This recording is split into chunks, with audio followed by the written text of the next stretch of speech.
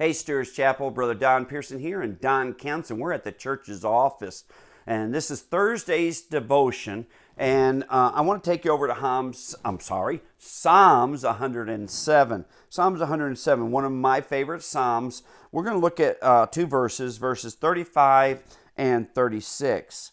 And it says, God turns a wilderness into pools of water, and dry land into water springs.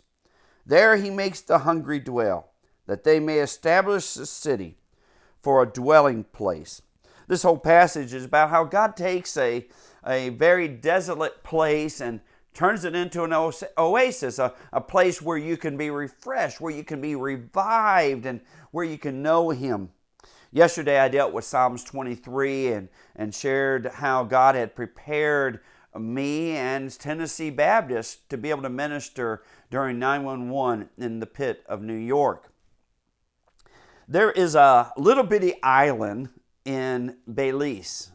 It won't be on any map because, literally, it is so small.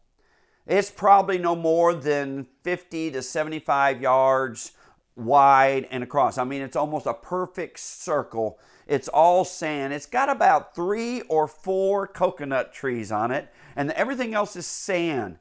But in the middle of it, or actually not on the middle, off to one of the sides, somebody went in and built a shelter pavilion to provide a little bit of shade.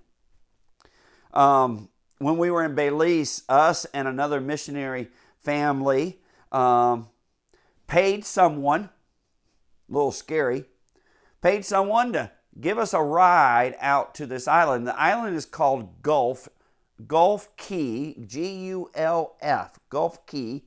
And so we paid them. They took us out with all of our stuff for a whole day, and they dropped us off. And when they drop you off, you're way from nowhere. There's no way out. This is it. You're there, stuck. That was before cell phones and everything like that. So, you're there until they come and get you. Well, they dropped us off. It was a great day. Oh my goodness, it was a wonderful day. We had brought hammocks and hung them up in the pavilion. There was a nice little picnic table there. We snorkeled and swam around. The water was like looking through a glass. It was crystal clear. We explored the reefs around it, did some barracuda fishing right off the island, some red snapper, laid in the sun. We just had a blast. We had a really, really good time. And yes, the guy came and got us. Can you tell I'm here? He came and got us, and it was a great day. I thought about that place when I thought about this passage. I thought, there was no fresh water there. You're surrounded by salt water. If the guy died, there was no way of getting to him. It was way, way, way too far from land. You couldn't even see land from where it was. And be honest with you, we wouldn't have known which way to go towards land until maybe dark, when we might have been able to see some distant lights. But if you've been to Belize, when it's dark, there's no lights. It's dark. But God provided an oasis for us, and it was a good time for us as a family. We were refreshed. The other missionary family were refreshed. It was a good time for us. Sometimes we go through periods that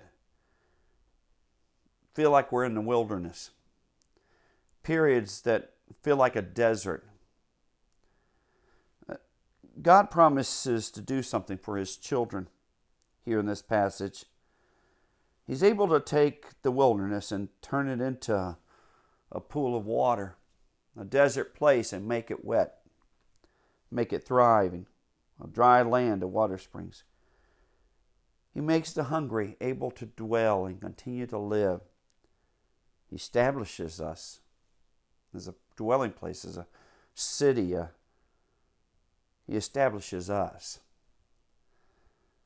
That's the work I have seen God do in my life and in many, many of His children's lives. Some of the darkest and driest period of their time, if they continue to remain faithful, He is always faithful to them. He is able to bring joy in the midst of sadness. He's able to bring a smile to be able to change your walk, to change your life. He brings greenness in the midst of dryness.